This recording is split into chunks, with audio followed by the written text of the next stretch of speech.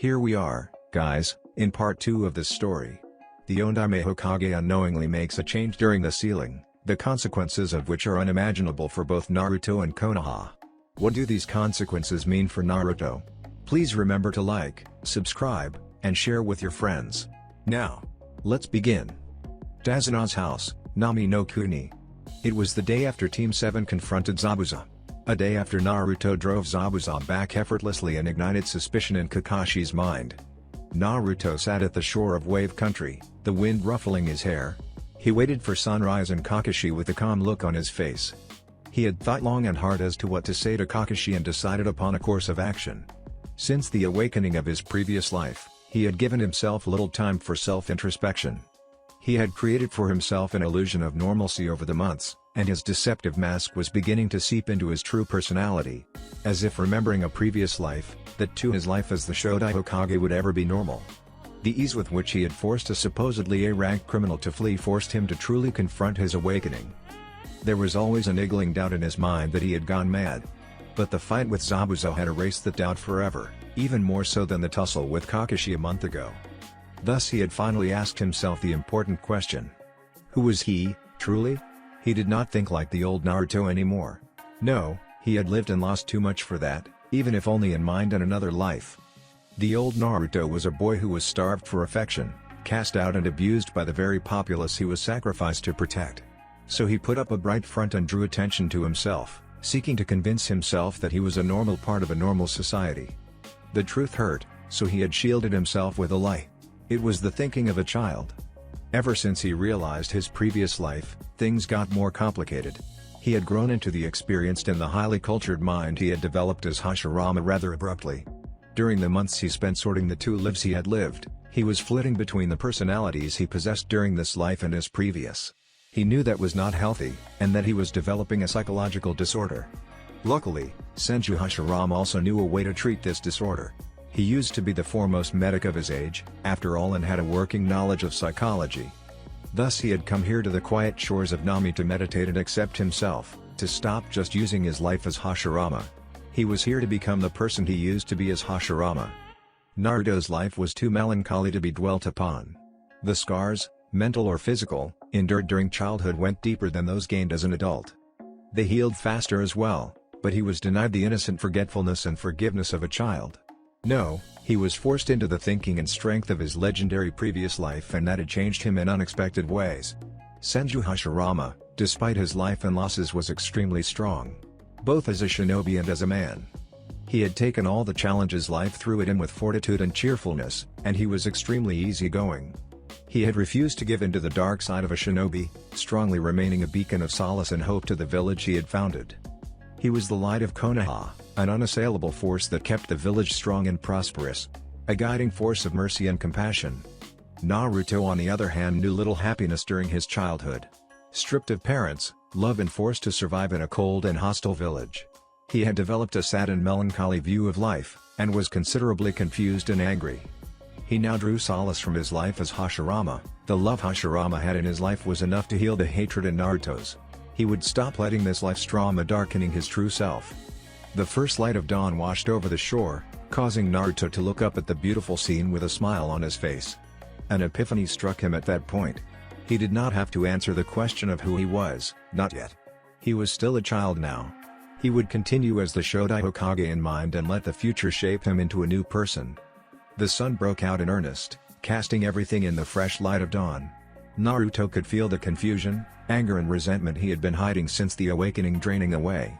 He could feel the unshakable calm and assurance he had felt as the first returning. It was faith, in himself and his strength. Faith in his precious people. He now appreciated his rebirth for what it was. A second chance. It was a second chance for him to protect what was precious to him, to lift Konoha back to its greatness. Back to the village that held kindness and camaraderie, loyalty and faith above everything else. That resolution left him with a feeling he had been missing for the entire duration of this life. Peace and contentment. He felt more like himself than he ever did as Naruto or as Hashirama. The golden age of Konoha would be back, and he would do his best to make that happen. This time he would guide Konoha to be stronger than ever before. The legacy of the Senju clan would not fade away. The wind blew once more. causing his shoulder-length blonde hair to fly as he stood up, neither as Naruto the attention-craving and damaged boy nor as Naruto who was desperately trying to choose between two lives. No, he stood up as the reborn Shodai Hokage, who was tempered by the trauma of his second childhood. He was wiser for it, but not darker. He could sense a familiar chakra approaching him. It was time for him to tell Kakashi the truth. Trust had to be freely given, and he had come to the conclusion that Kakashi was a ninja who had the will of fire burning brightly within him. A shinobi worthy of his trust. Kakashi walked towards the place he had asked Naruto to meet him at. He had directed Sasuke and Sakura to do the tree climbing exercise, and left them to it. He knew that Naruto had extremely perfect chakra control. One could not perform those earth jutsu with just a single seal without that much control, even if one had a very strong affinity. Naruto was an enigma, and he would get his answers today. He would care for Naruto the way Minato had taken care of him. Kakashi made his way beside Naruto, who was calmly staring at the newly risen sun, and tapped him on the shoulder. "Well, Naruto?" Naruto turned to face him and Kakashi gave a gasp. Naruto had changed even more. His blazing forest green eyes had held compassion that should not be seen on any child. But now they held resolve as well, unearthly resolve. Those eyes at least were old. His face though was quite cheerful. He seemed to have thrown a great weight off his soul. He almost looked like Minato-sensei. "Hey, Kakashi-sensei. So you are here for answers, right? You want to know how I have changed so much?" Kakashi snorted, amused. "Yeah, that is why I am here. I'll keep your secrets as long as they are of no harm to Konoha. Oh, and don't bother to lie, I will be watching you closely with my Sharingan." "Cool. Don't worry, Kakashi-sensei, I won't lie." Kakashi nodded. "So. Right." Naruto sat down with crossed legs, a thoughtful look on his face. He cast out his senses for intruders and found just two people sufficiently far from their position. Just as a precaution, he put up a very powerful silencing barrier. "You do know of the botched ceiling, I believe?" Kakashi stared wide-eyed. "You know of Kyuubi? How is that possible? Who told you?" Naruto waved his hand unconcernedly. "I met the fox and he told me everything about the ceiling. Except for the fourth's mistake, neither he nor I know what happened then." "You met the Kyuubi? You must be careful, Naruto. That thing is pure evil." Naruto snorted. "No, not really. It is just a bored immortal fox with a great deal of power on its hands. Even I will die eventually and it will be free one day, so it can wait. A century means nothing to the Baizhu, you know." Kakashi just stared. "Anyway, I know that Yondaime was my father, and Uzumaki Kushina is my mother." Naruto looked at him meaningfully. Kakashi sighed. "I did not expect this day to come so soon. Yes, my sensei the Yondaime was your father, and your mother is alive. She did not abandon you, by the way. She loved you too much for that. But you must ask the Sandaime for details, though, as I have no idea why she left." Naruto was happy. His mother had not left him callously. He would definitely grill Hiruzen for answers, though. That is a relief to hear. I would have forgiven her anyway. Family is too precious to throw away so easily, is it not? Kakashi looked at him in wonder. "You are no child, Naruto. Nor are you a mere Jonin. Tell me, who are you?" Naruto was laughing. "You hit the nail right on its head, Kakashi-sensei. I will tell you, don't worry. Anyway, the mistake during the ceiling had awakened something in me that is impossible for any soul to awaken.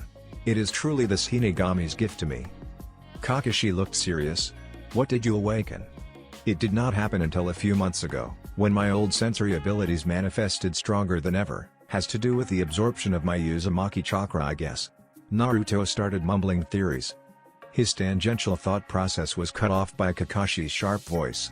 "What do you mean, your old sensory abilities, Naruto? Just what did you awaken?" Naruto looked Kakashi in the eyes. "Watch closely, Kakashi-sensei.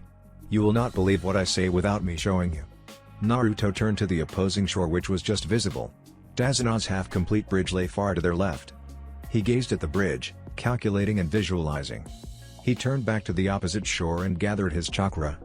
Kakashi looked on as chakra exploded from Naruto once more, a massive amount. How could a boy of 13 release so much chakra and not even blink?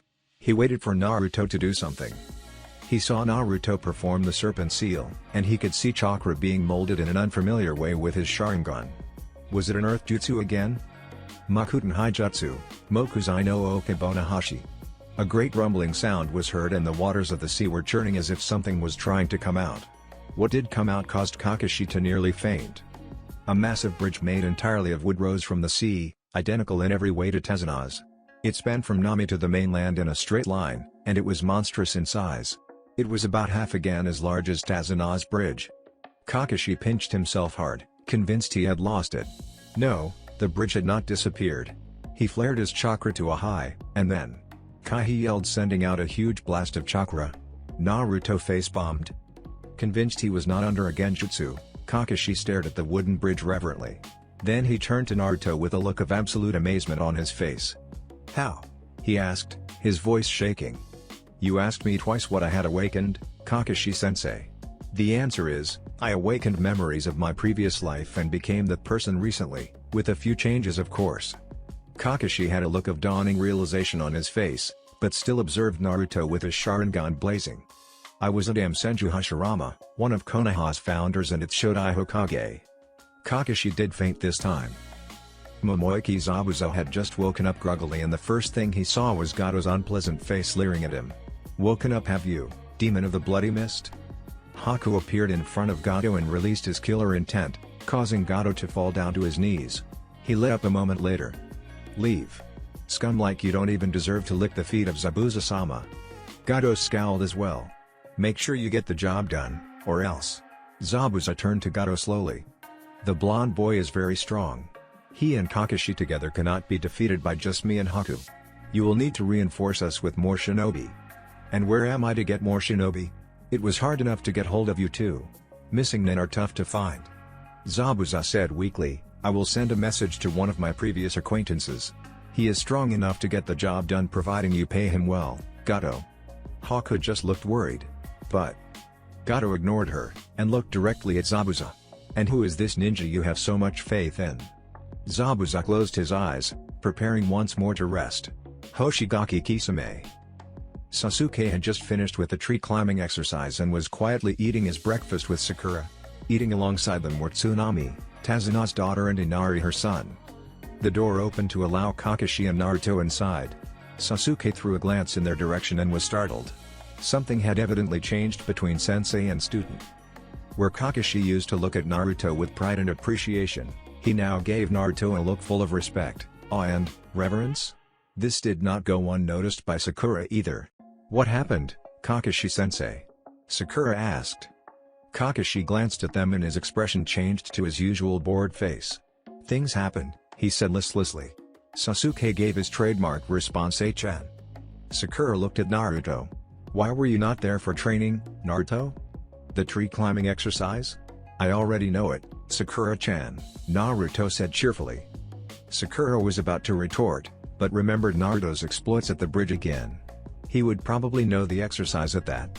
Inari suddenly spoke up. "Why do you all bother, anyway? Gato is going to kill you all. He is too strong for anybody." The shinobi all gave him a deadpan. Little shrimp looked unnerved by their silent glares. "Why are you all looking at me like that? You have no idea how strong Gato is. You have no idea what we have suffered." Sasuke looked disgusted at that statement, Sakura looked irritated, and Kakashi just went back to his reading. Naruto had sympathy on his face as he looked at the kid. "We have all suffered, child. More than you can possibly imagine. Don't worry, Inari, you will soon see something that will restore your faith. All of you will," Naruto said, looking at all of the family of three with satisfaction. "What do you mean?"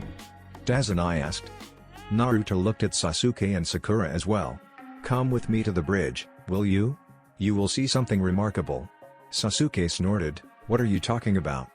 Naruto just looked overexcited now. "Come on." And he appeared behind his teammates and started dragging them off, ignoring their vehement complaints. Kakashi just smiled at Tazunai and his family. "He is right. You will see something that will stay with you the rest of your lives." Tazunai shrugged and followed Naruto along with his family. Inari just looked pissed, as did Sasuke as they walked behind Naruto and Kakashi towards the bridge which was coming into sight. Naruto just laughed at their identical expression. They reached the bridge entrance after a 15-minute walk. "We are here, Dobe. What is it you wanted us to see?"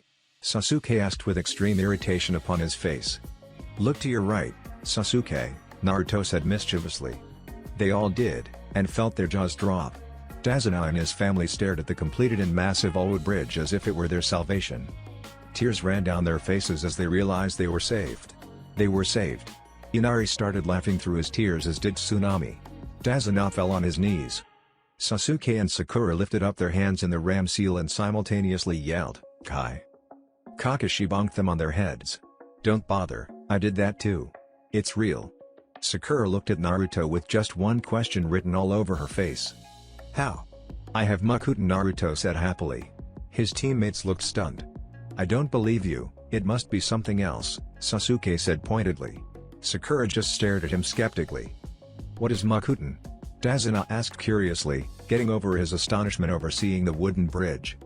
"It is the most revered bloodline in Konoha, possessed by the Shodai Hokage. The power he wielded with Makuten is almost a fairy tale. It is said that he created Konoha's core area and the forests surrounding it with a single jutsu," Sakura recited from what seemed like rote memory. The bridge builder and his family looked odd. Inari looked at Naruto with an expression dangerously resembling the one on Sasuke's fangirls. "And you have it, Naruto-san?"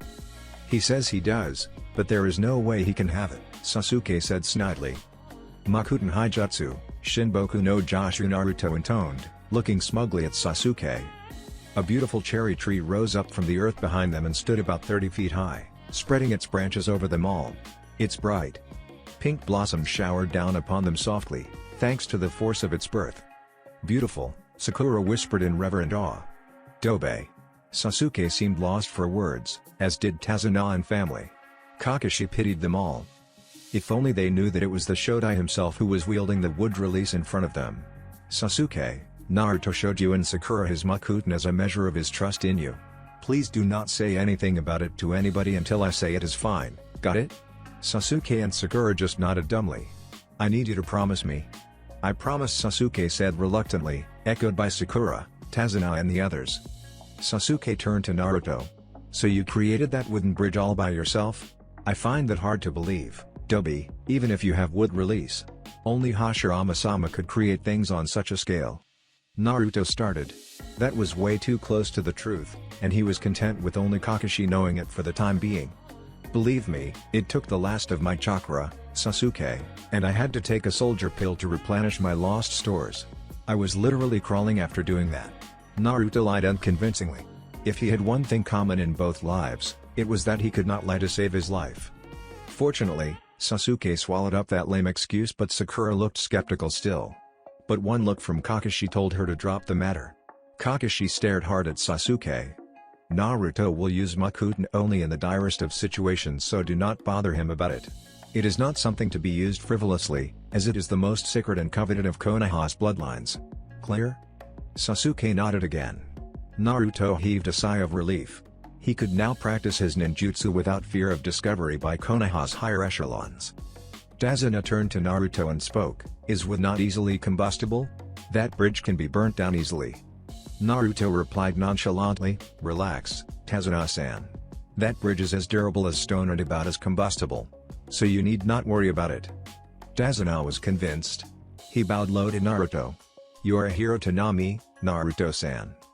My capabilities must not be revealed, Tazuna-san. This is all I demand for my services. Can you deliver?" "I swear, Naruto-san.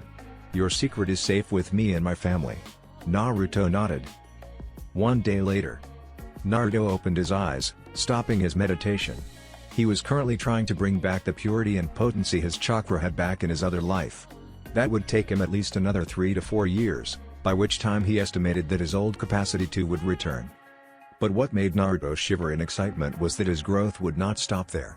Oh no, it would continue at the rate of an Uzumaki and a Senju, which he knew was astronomical.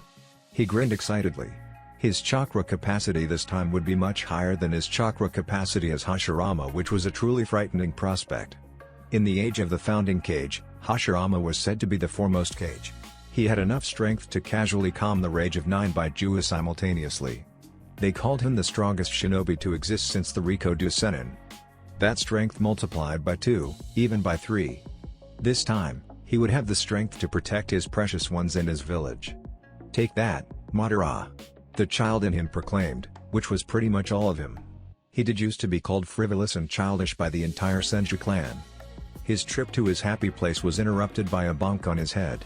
Turning indignantly, he saw the emo face of his teammate, Uchiha Sasuke. "Dobi, can I talk to you for a second?" Sasuke queried with a constipated look on his face. Naruto looked closely at him. He seemed to be in discomfort. "Bowel problems?" the medic in him asked with concern. Sasuke looked ready to kill him. A light bulb flashed in his head. "Oh, that's why he looks like that. Not easy to let go of your pride, eh, Sasuke?" Sasuke seemed to have calmed down. "Can you tell me how you move so fast in a battle? I know it is an ninjutsu. What is it called?" Naruto looked at him in interest. "A polite Sasuke? Team. It is called the Shunshin no Jutsu. Yes, you can use it too. But to use it like I do with just one seal requires absolute mastery of chakra control, or to dedicate a lot of time to the Shunshin itself. Why do you ask? Can you teach me, Dobi? In exchange, I will teach you the Grand Fireball. What do you say?" Sasuke asked Naruto with that pained expression still on his face. Naruto stared at Sasuke.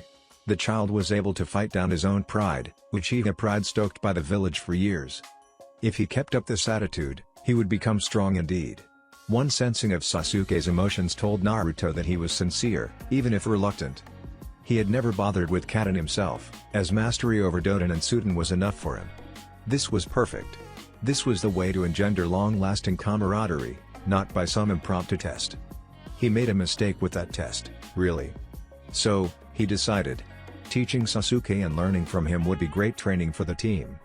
He would rope Sakura in as well, and teach her how to use that excellent chakra control of hers. "I agree, Sasuke. I will teach you Shunshin in exchange for your fire technique. Let's get Sakura, I have a few ideas for her as well."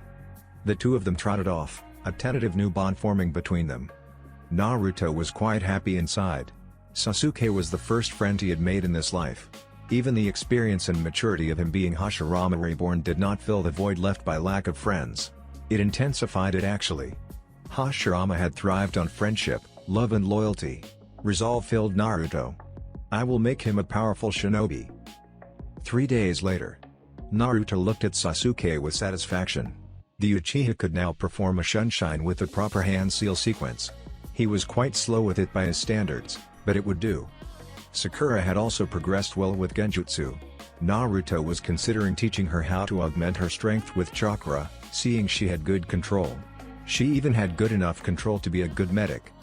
But time was lacking before Gato attacked them, tried to destroy the bridge or both. Presumably he would go recruit much more powerful ninja. So he always kept his senses extended so he could sense any threats. Kakashi was being annoying as well. The Jounin had insisted on deferring to him whenever they were in private, calling him Shadai-sama. That had irritated him to no end and he had put his foot down firmly telling Kakashi that he was still Naruto, albeit one that remembered his previous life. That definitely did not change who he was at the core. Kakashi had finally understood, but insisted that they were equals at least.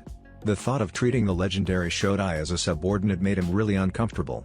Naruto had conceded. But he had re-emphasized his point that he was the Shodai reborn into this life, so he would try to redefine himself into something more. As he looked around at the training ground idly, an anomaly came to his attention. It seemed that a massive chakra with a water affiliation was rapidly approaching the bridges. Presumably to destroy them. Gato had made his move.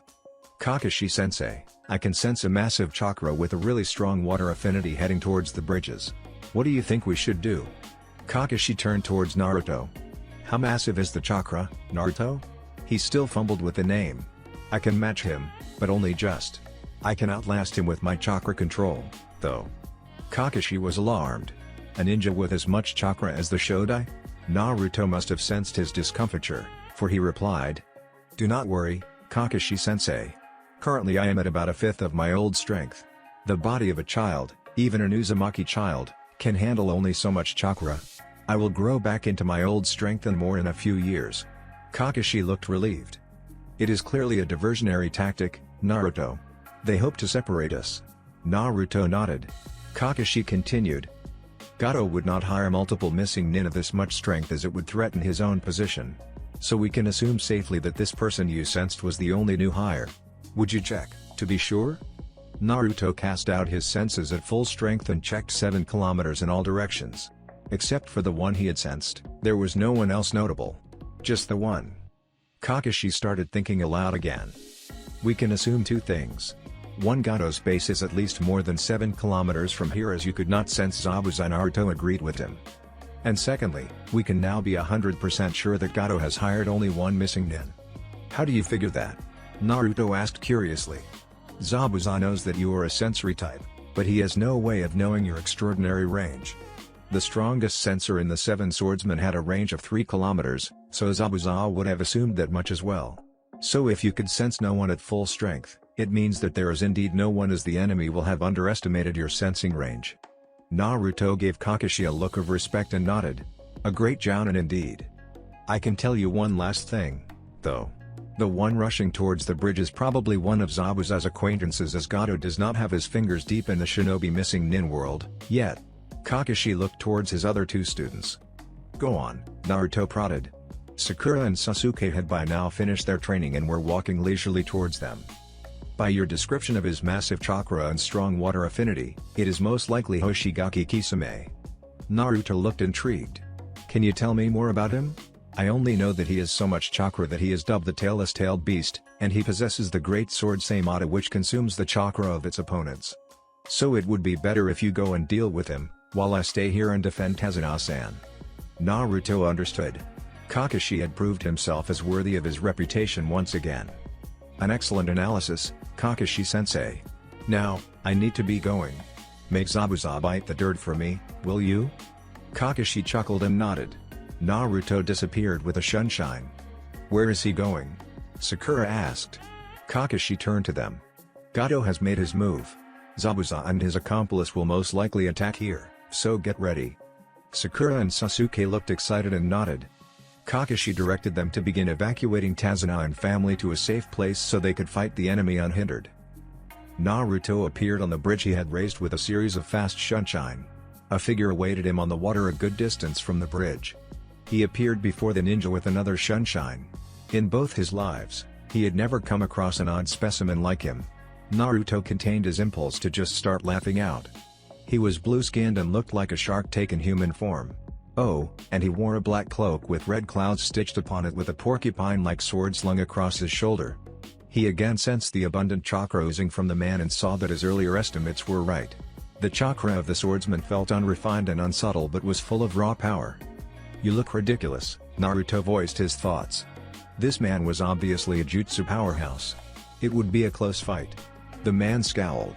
You're the brat Zabuza told me to be wary of? You don't look like much to me, just a short snotty Konoha. Scram, brat. I have a bridge to destroy. Naruto was a little irritated at the jab to his height. He could not use shunshine too much in this fight, as he would need all his chakra at his command at any instant. He released his chakra in an explosion of silver, causing the water to spiral around him agitatedly.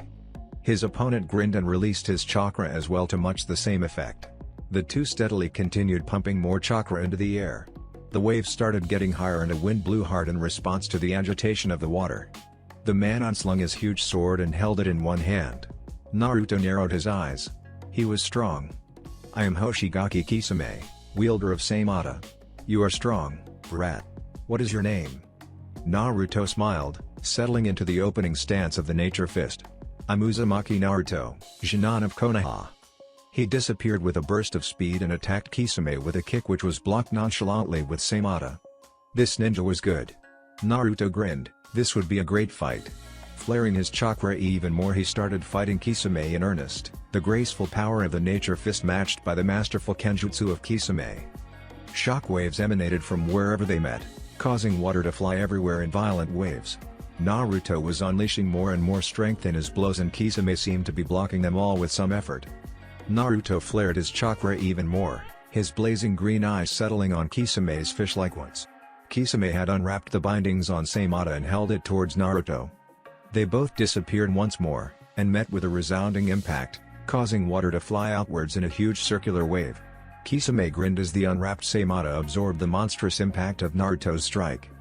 Naruto sagged suddenly and looked at Saimata in realization. Saimata likes chakra, brat. Allow me to feed it with yours. But Samada suddenly started coughing as it started going limp. Naruto wanted to laugh as he saw the sword acting sick. The stupid thing had taken in a healthy dose of his nature chakra. "Looks like Samada has a bad case of indigestion, Kisame," Naruto said, laughing. Kisame looked incensed, and flew back a good distance and started going through hand seals rapidly. "Suiten, Bakasuishoha," Kisame yelled. A humongous water wave rose from the sea and hurtled towards Naruto seeking to crush him. Naruto too gathered chakra and held out his hands in the tiger seal. "Suiten, Suoin Heki," he responded. A massive water wall rose up to absorb the impact of the wave, rendering Kisame's jutsu useless. Kisame stared at Naruto with a raised eyebrow as the water settled down. "A jutsu like that with a single seal? Not bad, brat. You have a very strong affinity to water, I see." But Tobirama's was always a bit stronger, he thought nostalgically, watching Kisame clap his hand palms together and slam one hand on the water surface. "Suiten, Gas Hokozame." 5 ferocious sharks shot towards Naruto from his palm. A cool jutsu, thought Naruto absently as he felt a large spike in Kakashi's and Sasuke's anger. His heart skipped a beat, he could no longer sense Sakura's chakra. He had to finish this fast. He held out the dragon seal and yelled out his jutsu. "Suiten, Mizu no Uzu o Kakudai." A huge whirlpool whose diameter spanned a third of the entire length of his bridge started forming around Naruto rapidly, so powerful that it even exposed a bit of the ocean floor deep beneath him. Kisame's sharks were snuffed out of existence like little gnats, and the whirlpool kept on expanding ominously towards Kisame, who was retreating hastily and prepared to counter with his own jutsu. Naruto heard a tremendous explosion behind him, but paid little attention to it. Naruto abruptly released his jutsu, causing the water of the sea to roll around chaotically, generating powerful currents. He used the distraction to catch Kisame in his genjutsu. Kokwangyo no Jutsu. Kisame suddenly flailed around blindly, caught in a genjutsu of absolute swirling darkness. He flared his chakra continuously in massive pulses, trying to break out in vain. Naruto held too firm, though, pouring most of his chakra into the bringer of darkness technique. He appeared behind the essentially blind Kisame and struck with his forefinger at a vital point on his head with great precision, knocking him out instantly. He suddenly felt unbearable pain in his back, causing him to fall to one knee. He reached behind and pulled out the kunai embedded in his back. Blood flowed down his back, the wound was quite deep. His spine was nicked and only pain tolerance built over decades allowed him to think clearly. He looked up and saw a young man wearing a black cloak stitched with red clouds in the process of slinging Kisame on his back. He routed pure medical chakra towards his injury and healed himself almost instantly, and stood up. The young man had turned to leave. As if a wound like that could keep him down. Sharingan. The young man had a Sharingan. No deeper sensing told him that he possessed the Mangekyo as well and that it was used frequently. "Uchiha Itachi," Naruto said calmly. This youngster was a real enigma. He could wait a bit to talk, as he could sense that his teammates had ended their fight. A face closely resembling Sasuke's, check.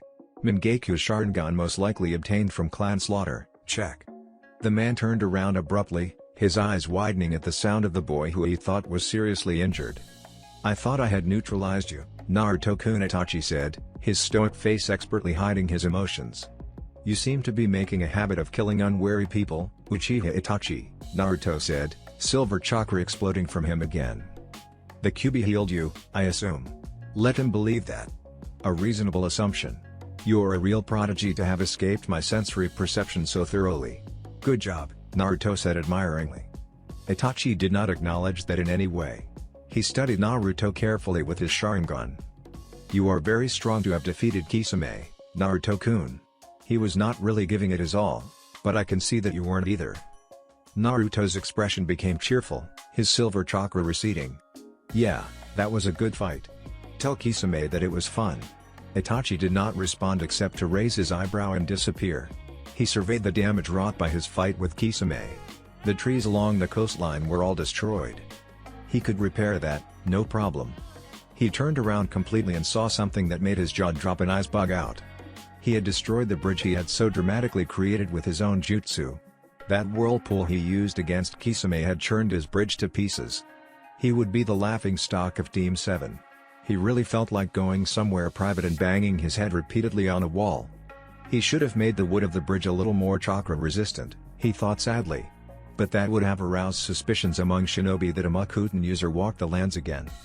It would completely destroy the rumors Kakashi had planted about his multiple shadow clones building a bridge in 2 days. Deciding to forget this embarrassment, he shined quickly towards Tezuno's house. He had been relieved when he had faintly felt Sakura's life force. He could heal almost any injury, except death. A week later, a fully recuperated Team 7 waved one last time to the people of Nami, Tezuno and family at the forefront of the huge group, and began walking back to Konoha contentedly. Tezuno's bridge was complete. Naruto had refused to rebuild his wood bridge, saying that the hope of Nami had to be created by its people alone. Thus they had named the bridge after Team 7, all their names engraved upon its arch. He had briefly told Kakashi how he had defeated Kisame and confronted Itachi, alarming the man greatly. Naruto wanted to make speculations and give details only when they were back in the presence of the Sandaime. Some secrets were too sensitive. The fight with Zabuza had gone well, resulting in the death of both Zabuza and his accomplice, who he learned was called Haku. What a waste, Naruto thought. The last Hyoton user lost to the world. Evidently Sasuke and Haku had formed a bond before the fight, without Sasuke knowing Haku's true identity. When Sakura was put into a near-death state by a masked Haku, Sasuke had awakened his Sharingan and engaged Haku. He had managed to counter the Hyoton user's assault and break open his mask.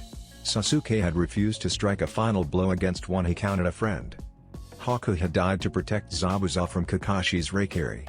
Gato had then assailed the entire group with his thugs. So Sasuke and Zabuza, the latter moved deeply by Haku's sacrifice, had together finished off the entire thug army, albeit with a little help from the villagers.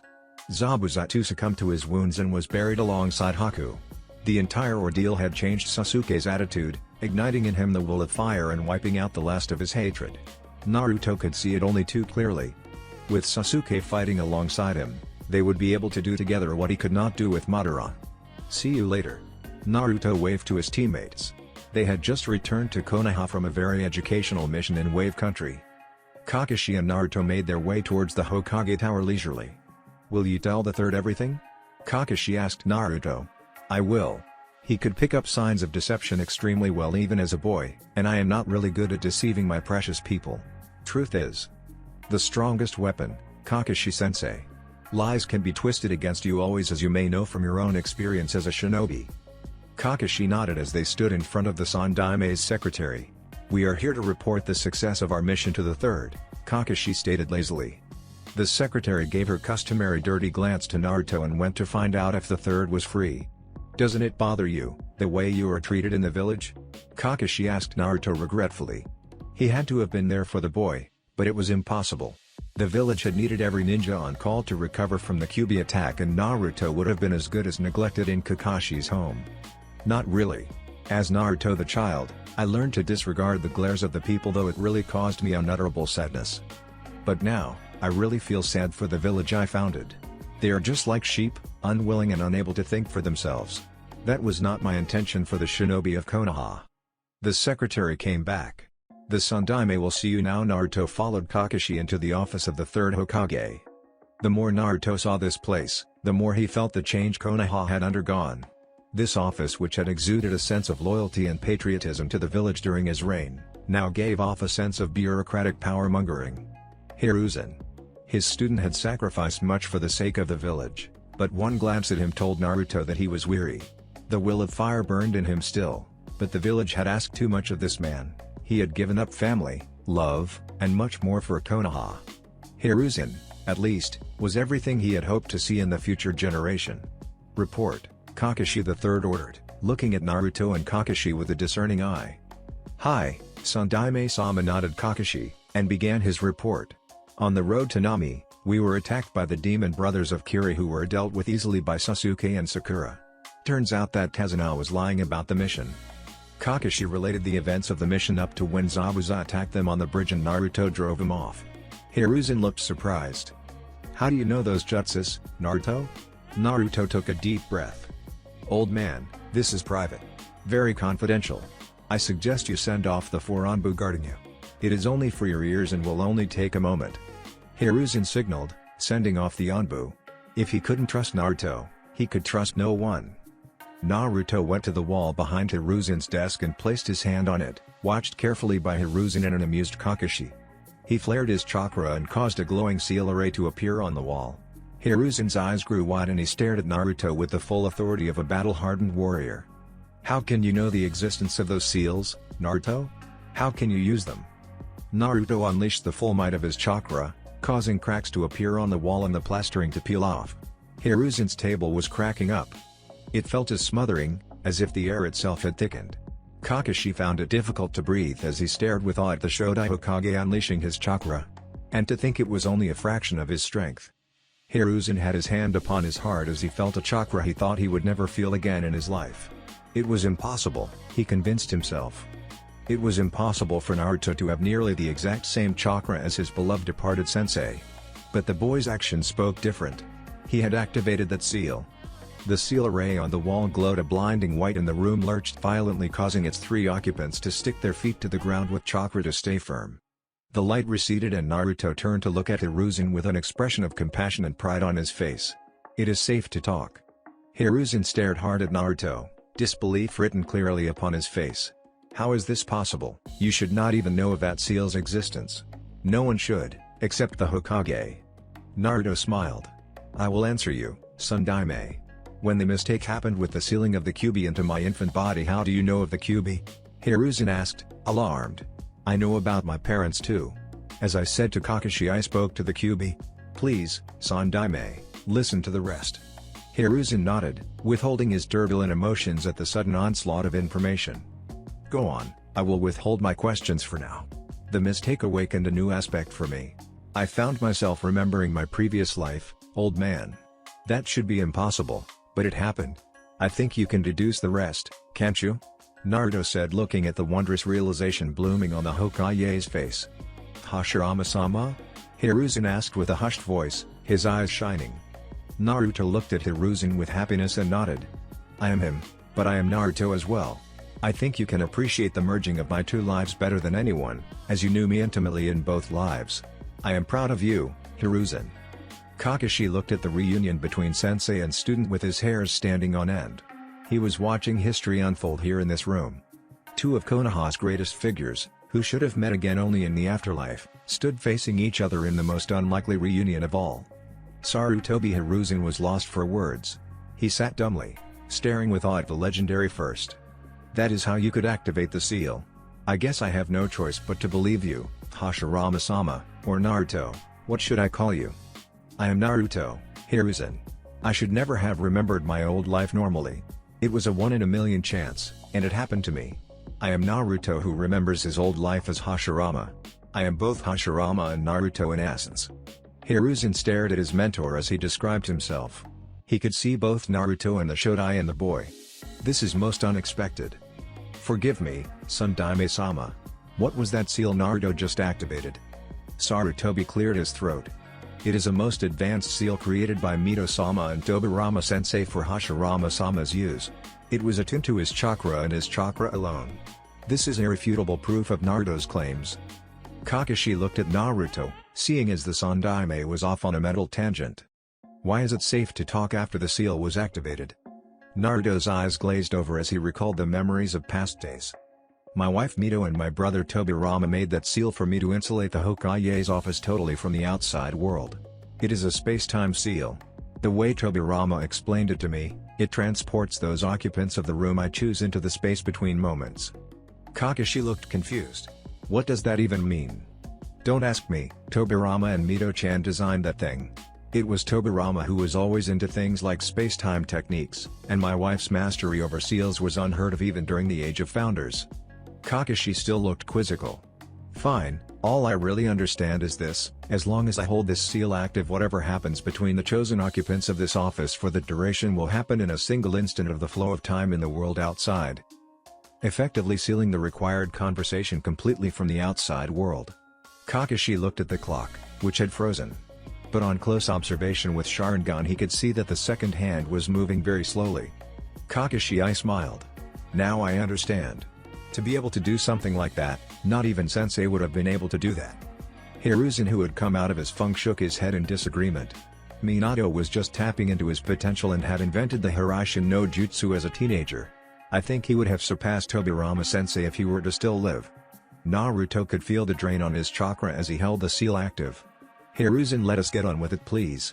I think I can hold the seal for another quarter hour maximum. I don't yet have the amount of chakra I possessed as Hashirama, and this seal is very draining. Let me tell you of what happened in Wave from my perspective. Naruto launched into a narrative of how he had drove off Zabuza the first time, and how he had defeated Kisame. He also told the Hokage of how he had confronted Sasuke's brother. You need to tell me what is up with that Itachi kid later, Hiruzen. He is really not the sort to kill needlessly from what I sensed of him. I can smell something wrong with the entire Uchiha affair. Hiruzen sighed sadly. You are right.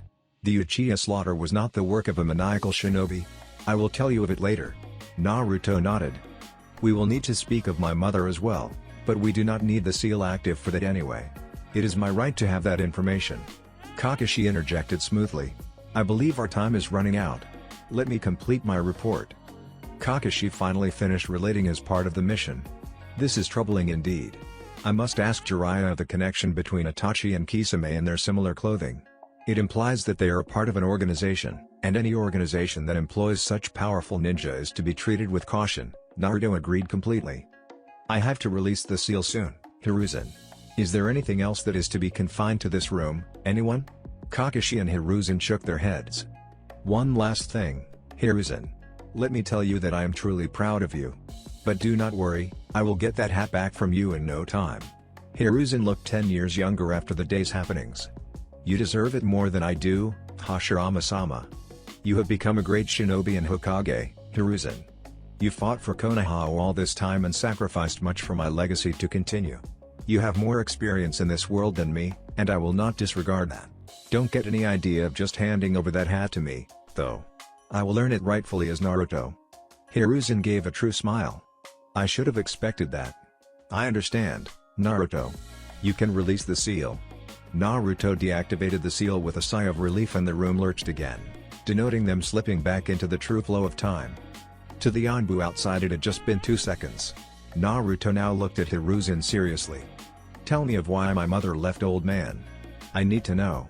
Please tell me. Hiruzen looked sad. I will tell you, Naruto. It is a long story, and I need you to listen carefully. You do know of the reputation of the fourth, don't you? Naruto nodded impatiently. Alongside the fourth fought a kunoichi almost as strong as him. It was your mother, Uzumaki Kushina, also known as the Red Death of Konoha. Together the couple were so strong that they ended the Third War almost by themselves. Naruto knew all this, but listened proudly as Hiruzen described his parents. They were strong indeed. Your father's name was feared in Iwa beyond anything else. Namikaze Minato single-handedly destroyed an army of Iwa shinobi by his Hiraishin no Jutsu, earning him the name of Yellow Flash of Konoha, as all that the enemies of Konoha saw was a glimpse his yellow hair before he killed them in the hundreds. Your mother, however, inspired the same fear in Kumo. When Minato was engaged with the now Raikage of Kumoe, who was then a Jounin, the army of Kumo which had assaulted Konoha was free to rampage through our thinly spread forces. Kushina then arrived on the battlefield and annihilated the entire army.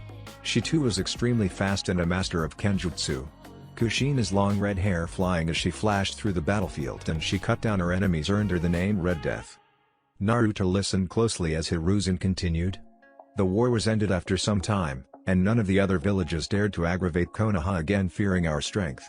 Your mother was pregnant with you after marrying Minato in a ceremony known only to the Council of Konoha and its high-ranking shinobi. You know of the consequences of the Kyuubi affair better than I. Minato was dead, and Kushina was barely alive.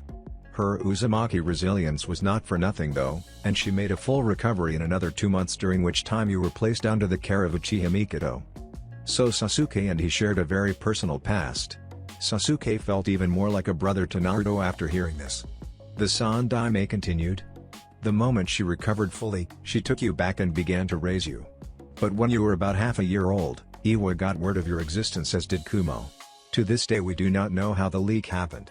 Anyway, something terrible began to happen in consequence. There were nearly daily assassination attempts made on you, sometimes causing you terrible wounds. But you always healed yourself. It was the fox's chakra. Thanks for that, Kurama. Naruto thought gratefully. Think nothing of it, Hashirama. You're the best vessel I ever had, you know. Even as an infant your chakra calmed me and made me think of my days as a young kid. Naruto smiled. motioning for Hiruzen to continue. Your mother always thwarted those attempts. We tried to impose sanctions upon Kuma and Iwa, but they always denied their actions. Konoha was weary of war and they had lost their beloved Yondaime, so morale was at a low. We were still recovering from the Kyuubi attack. Hiruzen looked really sad at this point. However, one day when you were about 1.5 years, an assassin stabbed you right through your gut. The assassin was killed, of course, but it left your mother absolutely distraught. She had lost her husband whom she loved, and she had seen her darling son nearly die. She then reached a conclusion. Naruto looked at the old man, his emotions churning. He could hardly remember these events. It was her and Minato's reputation that brought down such hatred against you. You would never be safe as long as you were associated with her. She had too many enemies. So she came to me with a plan. Though it broke her heart completely, she had to let you fade into anonymity and outside her life. Namikaze Naruto would be killed in an assassination staged by Konoha itself, and Uzumaki Naruto would be quietly enrolled in an orphanage. The plan went perfectly. Naruto was now unsure of what to think. So he asked questions. What happened to my mother then? The third side. She accepted a series of S-class missions outside Konoha to draw attention to her and away from you. I was to call her back only when I felt that you were strong enough to defend yourself. I think she lost a piece of her soul back then. Naruto looked down sadly. He understood what had happened and hated the necessity for it, hated the circumstances. Now that I know you are strong enough, I will call her back. Do not judge her too harshly, Naruto. She sacrificed even your love for her to keep you safe, and that is a great sacrifice indeed. Naruto sighed. He did understand and deeply respected and admired Kushina's actions. But the suffering he had endured without her still lingered in the depths of his mind. He could not help but slightly resent her. But as the reborn Shodai, he could view the situation objectively. Kushina had indeed chosen the option that was most feasible, and the choice had to be made fast anyway. He could empathize as he had made many such choices in the first war. He needed to sort his feelings out a little more. When will she be back? Naruto asked Hiruzen. Within a fortnight. You will be reunited with her in a fortnight. Please treat her at least civilly, Naruto. She has suffered deeply. Being reunited with her son will heal at least a part of her. Naruto nodded. You have given me much to think about, old man. I need to go, so saying Naruto walked out with a thoughtful face. Kakashi looked at Sandaime. He will be far greater than even the Shodai Hokage, won't he, Hiruzen-sama? Hiruzen smiled brightly. He will indeed. 3 days later. Naruto walked leisurely with Sakura and Sasuke. They had just been told by Kakashi that they were nominated for the Chunin exams and could make the choice whether or not to compete. All of them had decided to say yes. They were to come to the academy tomorrow where the first test would be administered. He had thought hard on the issue of his mother and decided that she was a great kunoichi and mother. Anyway, he felt no real need for a parental figure now, so what resentment he would feel at her was lessened. He would wait to meet her and then see. He felt a tug on his consciousness. What, Kurama? Hashirama, I definitely feel the presence of at least one Baijuo. There might be another as well. I think it has to do with how well they are sealed. The one I sensed for sure is the Ichibi no Shukaku. Be careful. Naruto flared his senses and could clearly feel the presence of Shukaku's Jinchuriki just around the corner. The chakra of the container felt too chaotic to him, so he could conclude only one thing. The container was losing his sanity. He assumed it was due to a weak sealing method. He suddenly felt a spike of the container's bloodlust. They would damage nothing in Konoha on his watch. Thanks for the advice, Kurama. He turned to his teammates. I sense trouble in the next street. Foreign ninja. Do you want to come with me? We might meet some of the competition early. They nodded. The three of them walked purposefully towards the source of the commotion and saw what looked like a clown bullying a kid. A kid that Naruto recognized as Hiruzen's grandson, Konohamaru. He walked towards the clown and called out to him. What do you want? Said the clown in what was meant to be an intimidating tone. Let the kid go, my friend. That is the Sandaime Hokage's grandson you are so busily bullying. It is not considered polite for a visiting ninja to assault the relatives of the village's gage, is it? Naruto said calmly. The blonde girl turned to the clown. Kankuro, let the kid go. Imagine what would happen if Gaara finds us fooling around. The clown called Kankuro gave an involuntary shiver. His face then hardened. Alright, Tamari. I will let the kid go if he begs for my forgiveness. Naruto looked at the boy exasperatedly. Sasuke stepped up and performed a fast series of hand seals. Shanshin no Jutsu. He disappeared, and only appeared on the other side some distance from the group, holding Konohamaru, who he set back on the ground. Kankuru's and Tamari's eyes bugged out. The kid was fast. Naruto could sense the Jinchuriki of Shukaku within their proximity. Obviously he was trying to hide, suppressing his chakra as much as possible. That would not work on sensory-type ninja. "Come out, Ichibi no Jinchuriki," Naruto said, looking directly at Gaara's hiding spot. Tamari and Kankuro turned pale. The blonde knew Gaara's secret. This put the entire plan at jeopardy. They had to inform Baki-sensei of this development as soon as possible. Naruto could sense the anxiety and tension of the two in front of him. It was not normal. Either these two feared the mistreatment of their teammate, or it was something else.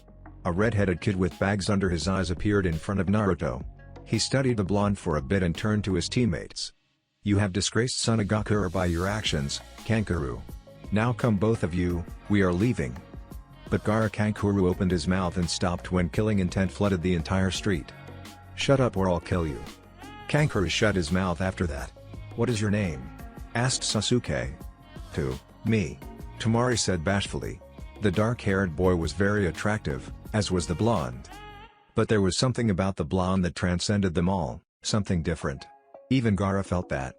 "No, the one with the gourd," Sasuke clarified. "I am Sabaku no Gaara. I am interested in learning your names as well." He looked at Sasuke and Naruto. "Uchiha Sasuke. Uzumaki Naruto. I look forward to fighting you. Mother thirsts for your blood, Uchiha. And yours as well, Uzumaki. She craves yours," said Gaara ominously before leaving with his teammates. Sakura went to Konohamaru to confirm if he was alright, to which the boy nodded. The honored grandson then started ranting about Sasuke's and Naruto's awesomeness. It was obvious to Naruto that the kid was starting to idolize Team 7. Shukaku made his Jinchuriki think he was his mother? What happened to that raccoon?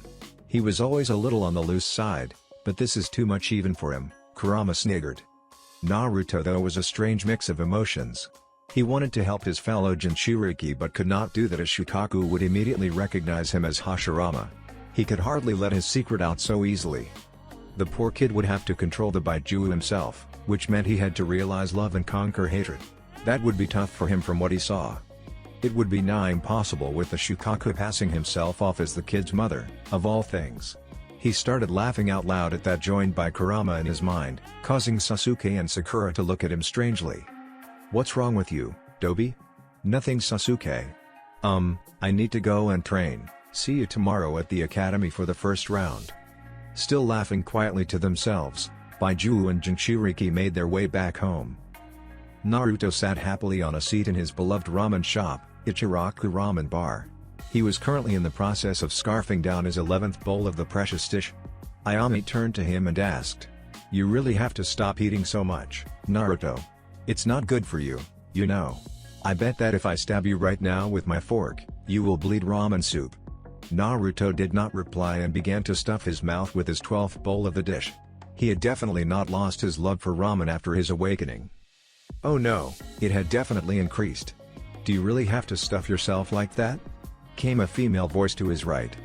Glancing, he saw two blonde females eating ramen sedately. Both had strong chakras, one with Raten and the other with both Raten and Katen. They both seemed to be mildly irritated. The chakra of the one who had spoken to him felt familiar in a strange sort of way. He sensed deeper. "Mutatabi," came the hugely surprised voice of Kurama. Naruto started. What was it with all these Jinchuriki popping up in Konoha at the same time? He looked at the Niibai Jinchuriki. "Who are you?" "I am Niyugito, and this is Samui. We are Kunoichi from Kumagakure here for the Chunin exams along with our other team member, Amoi. I am Uzumaki Naruto." Naruto introduced himself. Samui just waved at him. Naruto waved back at her enthusiastically and focused on Yugito. "You are special, aren't you, Yugito-san?" Yugito narrowed her eyes at him. "You too are special, Naruto-san. A sensory type, are you?" Naruto asked her, surprised. "So are you. Let us walk together." "Samui, I am out," Yugito said her teammate. Naruto and Yugito walked out of the ramen shop, Naruto waving goodbye to Ayame. "Nice to meet you, Niibai Jinchuriki." Naruto greeted her, looking at her properly. She was quite pretty, not that he was attracted to her. Her chakra felt extremely strong, filled with pure power that was beyond most humans. A Jinchuriki in control of her by Juo. Nice to meet you as well, Kyubi Jinchuriki. Yugito chuckled. How could you sense the Kyubi? Its chakra is suppressed by mine at all times. Naruto queried. It is suppressed quite well, Naruto-san. But I am not Kumo's strongest sensor for nothing. I assume you met Ichibi? Of course. Careful of him, he is slightly crazy and will slaughter anything in his path, living or otherwise. I didn't sense any other Jinchuriki in this exam, did you? No, I believe it is just the three of us. See you later, Naruto-san. We have a team meeting about now, let's meet in the exams. See you. Naruto waved back, watching her thoughtfully. He had no doubt Sarutobi knew of these developments. 3 Jinchuriki competing in a Chunin exam? He had to be on his guard and watch out for Konoha's sake. The next day, Naruto stared exasperatedly as Sasuke accepted a challenge to fight from a weird green spandex-wearing Junon called Rock Lee. They had successfully detected a genjutsu on the entrance to the exam antechamber and Sasuke had in his usual style attacked the door guards. But their fight was interrupted by Rock Lee, who caught them with his superior speed. Naruto sensed little chakra in the kid, so he concluded that his speed was pure taijutsu. The work that must have taken, the kid had his utmost respect for his hard work. He was a genius of hard work indeed. Though Sasuke had lost much of his drive for vengeance in Wave, he still kept most of his pride as an Uchiha elite. So he was currently headed behind Rock Lee to fight him in a more open space. Naruto had a feeling that Sasuke would get a rude awakening. They stood opposite each other in the hall, Naruto and Sakura watching interestedly. Lee extended his palm, bending his fingers. I will prove to you that hard work is superior to genius, Uchiha Sasuke. I am the strongest Shin'an in Konoha, he said, and proceeded to do just that. He absolutely pummeled Sasuke, kicking him all over the place. Sasuke could see the kicks but could not keep up with his body. Lee suddenly unwrapped his hand's bandage, yelling, I will show you the meaning of effort with this move, Sasuke-kun, and leapt into the air. Lee. Came the voice of a tortoise? And an older clone of Lee. You were told not to use that move. Lee, who was back on the ground, stared with a devastated expression, crying anime tears. I am sorry, Guy-sensei. I only wanted to prove myself. I accept any punishment you give me.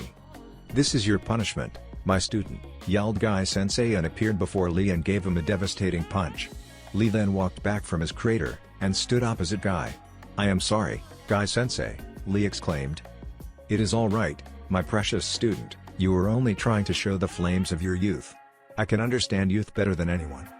And to the horror of Team 7, Lee and Guy flew into each other's arms, causing a sunset to appear with waves washing up to them. Kai yelled Team 7 in unison, but it was in vain. The sunset did not break until the weird duo had disengaged from their hug. Guy just appeared before them again with stunning speed. You are the youthful students of Kakashi, aren't you? How do you know Kakashi-sensei? Sakura questioned Guy wearily. He is my youthful and eternal rival. Currently the score stands in my favor. Well, youthful students of Kakashi, it is time for the first round. Good luck. So saying, Guy disappeared. Lee left as well but had a word of advice for Sasuke. I am not really the strongest Shin'an in Konoha, Sasuke-kun. That would be my teammate Hyuga Neji. Be wary of him.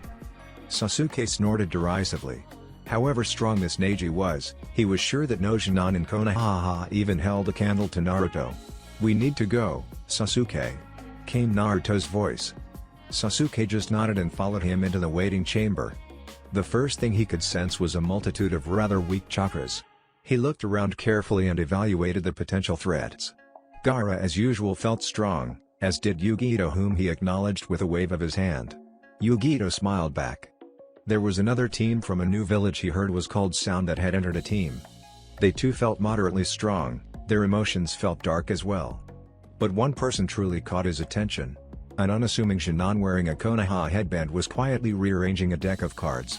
This person was actively suppressing his chakra, but he could not escape from Naruto's acute sensory capabilities. This Shin'an felt of deception and he had at least Jounin level chakra. Naruto leisurely walked towards him. Hey there, who are you and what are those cards about? The Shin'an smiled at him, but it felt all wrong to Naruto. I am Yakashi Kabuto, and I am a Shin'an of Konoha. I have taken these exams 7 times and have gathered information on the competition in these nin info cards. Would you like any information on your opposition, Uzumaki Naruto? Naruto smiled pleasantly and shook his head. But Sasuke queried, "I would like information on Gaara of the Sand, Yugito ni, Rock Lee, and Hyuga Neji. You even know their names? That will make this easy." Gaara, yes, 10 B ranks and 30 C ranks, not even a scratch on him, and has strong ninjutsu. Everybody's eyes widened. Ni Yugito. Great taijutsu, powerful ninjutsu, a kunoichi to watch out for. Her mission stats are unknown. Naruto looked at Yugito curiously. The Ni by Jinchuriki winked at him. Finally, we have Hyuga Neji and Rock Lee both on Team Guy. 33 rank and 5 C rank missions completed. Rock Lee is a powerful taijutsu specialist, ninjutsu unknown. Hyuga Neji is a known prodigy of the Juken style and a strong competitor. Naruto just glanced at them all. They were all quite powerful for Jinan. He could feel killer intent coming from the team from sound. Playtime is over, now it is time for the first round of the Chunin exams, brats. Follow me. Came the gruff voice of a burly scar-faced examiner who gave off an air of extreme intimidation. They nervously followed Scarface into a spacious hall full of desks. "I am Morino Aviki. First round will be a written round. You need to answer at least one question to pass, and there will be 9 questions. At the end of the examination, there will also be a 10th question, the rules for which will be defined on the spot." The Jinan just stared at him, surprised at the strange rules. "There will be observers for this test, and if you are caught more than 5 times you will be disqualified. Clear?" They all nodded. "Then let us get started." Naruto stared at their newest proctor, a kunoichi named Mitarashi Anko, who was passing around waivers of death for the Jinan to sign. They were to enter the Forest of Death with a scroll and survive there for 3 days. Their objective was to get a scroll, heaven or earth, to complete their set. With both scrolls, they were to head for the tower to complete the test. "Great, I get to see what has happened to my forest." The first exam was quite innovative, really. Ibiki had put together a good information gathering test, as the questions were all well above Jinan level. He had cleverly planted a few Chunin test takers from whom the Jinan were expected to gather information. The ways of gathering information too really surprised him. He of course could answer all the questions. They were too simple to him. Sasuke had predictably used Sharingan, the Hyuga their Byakugan, and Sakura of course actually knew the answers to the questions. Gaara though had used an innovative trick. He made an eye out of sand to spy on the others. That left him impressed. The Jinchuriki was good. Ibiki had ended their party though, asking if they were confident enough to take the 10th question. "Those who answered the question wrong would never be Chunin," he said. "Those who left right then would have a shot next year." To Naruto it was obvious that it was a test of confidence, so he stayed right where he was. Most of the competitors had stayed too. Ibiki then ended the test abruptly, saying they had all passed. Apparently, the question he had asked just then was the mysterious 10th question, and the remaining had all proved that they were worthy of continuing with their conviction in remaining. Putting off thoughts of the first exam, he glanced at Mitarashi Anko. This kunoichi's chakra felt essentially the same as Kabuto's. That was intriguing. What was the connection between those two? His attention was occupied suddenly by Akusa kunoichi, who handed Anko back her dagger. Her chakra felt full of malice. What was more, her chakra felt a bit like his own. Just what was such a shinobi doing in the Chunin exams? She easily had cage-level chakra. No, that was no normal Jinan, and she seemed to be shooting unhealthy glances at Sasuke. They would need to be careful with that kunoichi. She was a real danger, unlike these other children. "Be careful of that Kusa kunoichi, Sasuke. She seems really strong." Sasuke turned to him and nodded discreetly. Sakura just looked intimidated. "All right, brats. It is time for you to begin. Enter the forest through your designated gates, now," Anko yelled. They shot through their designated gates, entering the forest in rapid blurs. Naruto signaled them to stop after about half an hour of traveling. "We are deep enough into the forest, and we really need a plan. What do you say we do?" Sakura spoke. "I say we follow the river. We have a heaven scroll, and we may encounter some team eventually, as they too would naturally gravitate towards the river. We can take the scroll from them easily by ambush, as we have a sensor on our team." "An excellent plan," Sasuke said, nodding to Sakura, causing her to blush. Thus they had moved steadily, finding and following the river on its course. Naruto was impressed. His forest had grown quite a bit. The trees seemed to recognize him, and a warm, comforting feeling filled the air as he walked by them. It had been a day since the beginning of the second exam, and Naruto was getting alarmed. He could sense not even a single team on their path, and that was fishy. Naruto turned to his teammates. I find it odd that we have not been attacked at all, and I can sense no one in our vicinity. I don't like this. Sasuke nodded. I too can feel it. Something feels wrong about how easy all this is becoming. Sakura looked worried. Naruto decided to just pause and consider their next move. They were just about out of rations, but still had plenty of water. He decided. We need more rations. You know I can get fruits enough for the journey. Sasuke nodded. But we need to agree on something only the three of us know, in case we are impersonated by someone. Naruto just had the perfect thing. We say the name of my most secret technique, what do you say? Sakura agreed. That should work. Alright then, time for me to go, said Naruto and vanished. Naruto reached a clearing not that far away from his teammates and threw around his senses for any eavesdroppers or spies. Nothing. Makuten, Ringo no Ki no Taito. A good-sized apple tree with luscious apples rose up from the earth, causing Naruto to grin. A well-placed punch later, Naruto was happily collecting dozens of apples that fell on the ground. This would do for the remaining duration of their stay. His Makuten was truly powerful, be it to heal or to destroy. His senses suddenly perked up. Heading towards him was a good-sized chakra that felt distinctly like me. It did not feel even remotely human. So it had to be a summons. Naruto put aside his sack and awaited the hostile summons that was about to attack him. Sure enough, he heard something crashing through the trees in front of him. He waited patiently. With a thunderous crash, the summons broke through the trees in front of him and lunged. Naruto avoided easily enough with a well-timed Shunshin no Jutsu. He examined the huge snake in front of him. There were only 2 recorded snake summoners, one was Mitarashi Anko, the crazy proctor, and the second. Oh no! The snake Sanin Orochimaru was here. The only reason he would bother to send a snake against him was to separate him from Sasuke and Sakura. Damn, he knew there was something about that Kuza ninja. Sure enough, he felt Sasuke's absolute fear and Sakura's numbness. He must be attacking them even now. He had to get there and stop the Sanin as soon as possible, but first. Doton, Yomi Numa. A deep swamp formed beneath the snake and swallowed it up easily. He dimly heard Sasuke scream. His anger skyrocketed, and he began radiating his chakra as he ran to Sasuke's aid with a series of Shunshin. What he saw disgusted him. Sakura was paralyzed with fear and Orochimaru was retracting his elongated neck from Sasuke's where he had bitten him. Naruto calmed himself and appeared behind Sasuke. Placing the first 2 fingers of his right hand, he felt for Sasuke's chakra. It was corrupted. He could see a seal forming on Sasuke's neck and it was faintly red in color. He was no seal master even if he was adequately proficient in the sealing arts.